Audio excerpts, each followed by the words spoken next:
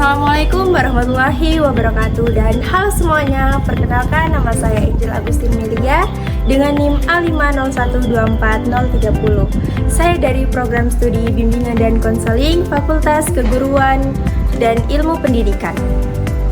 Jadi di video kali ini saya akan membuat video simulasi konseling individual dengan pendekatan SFBT, yaitu Solution Focused Brief Therapy. Pendekatan ini dikembangkan oleh Steph DeSizer dan Inso Kimber pada tahun 1980.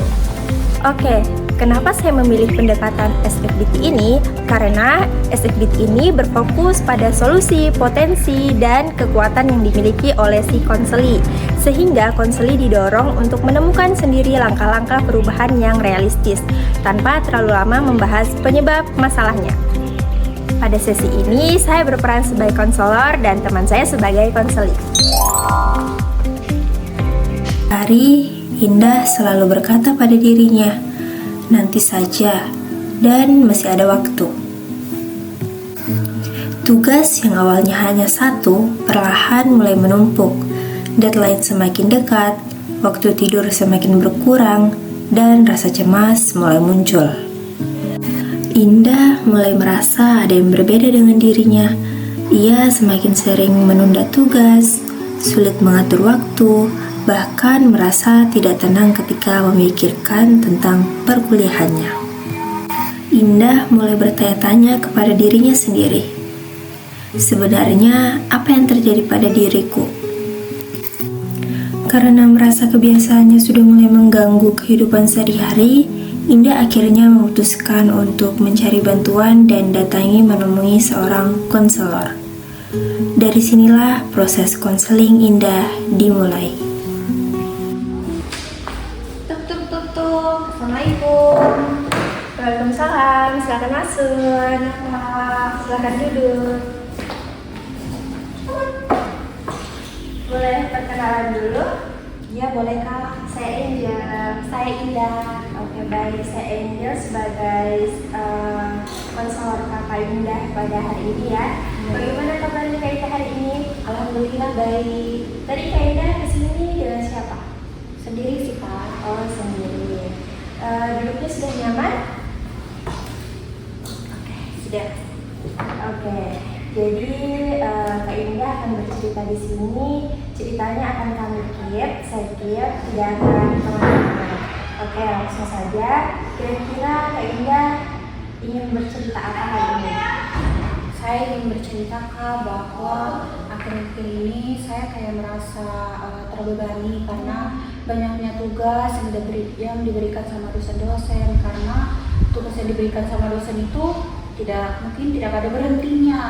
Pasti hari ini diberikan sama dosen, terus besoknya juga ada, dan deadline itu sangat mepet sekali. Begitu Kak. Oh seperti itu. Ya. Jadi permasalahan Kak Indah ini, Kak Indah merasa tertekan karena tugas-tugas yang ada. Terus Kak Indah merasa lelah seperti itu ya? Iya Kak. Kira-kira bagaimana kondisi tersebut bisa mempengaruhi di kehidupan sehari-harinya Kak Indah? Ya, sangat mempengaruhi mungkin Kak terhadap diriku sendiri atau di kehidupanku. Saya itu cemas dan saya itu sulit tidur, dan pikiranku itu kayak di tugas-tugas terus, tapi saya belum ingin mengerjakan itu, tapi saya sudah terbebani dengan apa yang ada diberikan sama dosen-dosen, karena juga saya takut saya tidak dapat mengerjakannya karena deadline, begitu Kak. Oh, berarti hal ini sangat mempengaruhi Iya. kehidupannya Kak Indah ya? Mm-mm. Baik, terima kasih sudah menceritakan hal tersebut kepada saya secara terbuka ya. Kak Indah melalui konseling ini kira-kira Kak Indah ingin memperoleh hal apa atau perubahan apa yang ingin Kak Indah capai? Nah, saya ingin mungkin mengatur jadwal belajar lagi lebih terarah begitu Kak, agar tugas-tugas yang ada itu atau tugas-tugas yang diberikan sama dosen-dosen itu bisa saya kerjakan dan tidak kelewat dari batas deadline yang diberikan. Begitu Kak. Oh ya, berarti tujuannya Kak Indah ini sudah sangat bagus ya, karena Kak Indah ingin menjadi lebih disiplin lagi dalam mengerjakan tugas, ingin mengatur waktu. Saya ingin mengajukan satu pertanyaan ke Kak Indah, bisa? Bisa. Jadi misalnya malam ini itu Kak Indah besok paginya mengalami perubahan dalam kehidupannya Kak Indah menjadi lebih baik. Kira-kira apa yang Kak Indah lakukan pada hari itu? Mungkin pada hari itu saya sudah merasa tidak cemas lagi karena saya akan membuat daftar tugas dan mulai mengerjakan tugas-tugas tersebut tanpa harus ditunda-tunda. Apa ada lagi yang berbeda selain itu tadi yang sudah Kak Indah sebutkan?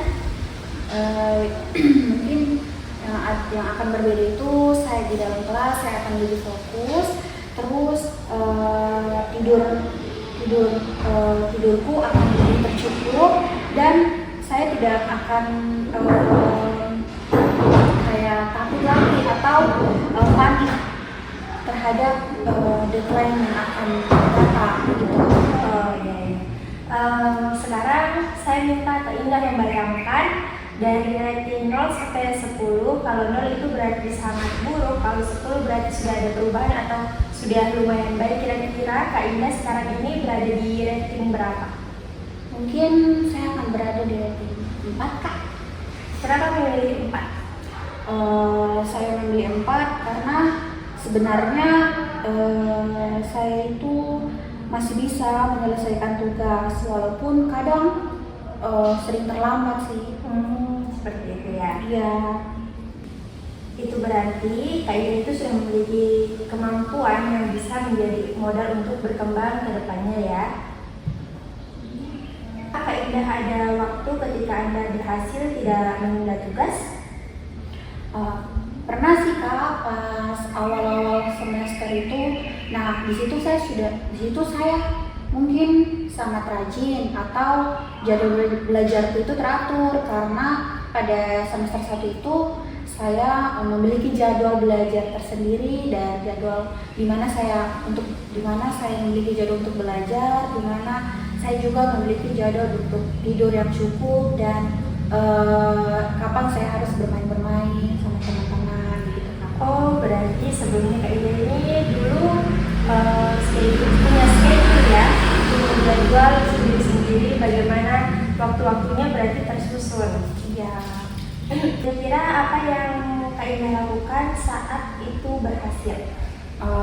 Saat itu berhasil, saya membagi tugas menjadi bagian kecil dan mengerjakannya itu sedikit demi sedikit agar pas mendekati deadline itu saya tidak terlalu yang tidak terlalu panik karena sebelumnya saya sudah mengerjakannya kayak ini dulu saya kerjakan, mungkin baru tengah-tengahnya, baru nanti akhirannya begitu Kak. Oh, sebenarnya ini kayaknya sudah memiliki strategi yang efektif ya, sisa dikembangkan saja. Yang efektif ya, sisa dikembangkan saja. Ya.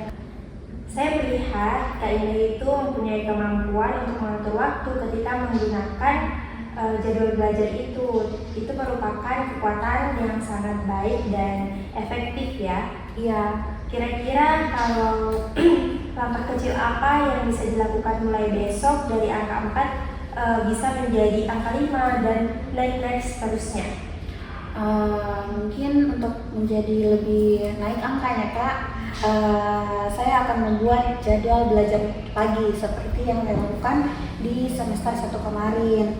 Terus saya juga mengerjakan tugas itu minimal satu hari itu 1 jam agar saya tidak terlalu panik nanti juga pada saat deadline-nya nanti.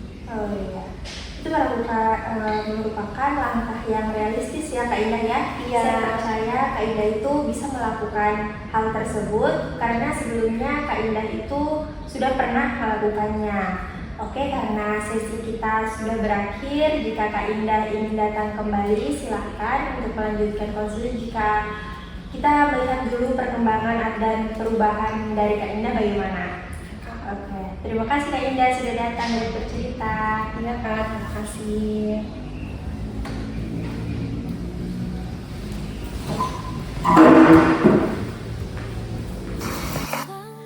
Berdasarkan proses konseling, Indah menyadari bahwa dirinya sebenarnya memiliki kemampuan tersebut dalam mengatur waktu, karena ia pernah berhasil membuat jadwal belajar.